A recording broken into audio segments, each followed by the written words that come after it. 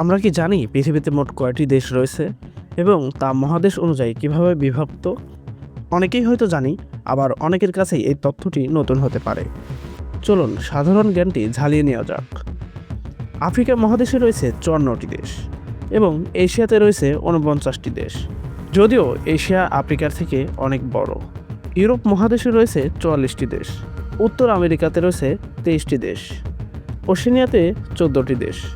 এখন এখানে আরেকটি কথা, আমাদের মাঝে অনেকেই এখনও জানেন না যে ওশেনিয়া নামেও মহাদেশ রয়েছে এবং দক্ষিণ আমেরিকাতে রয়েছে 12টি দেশ।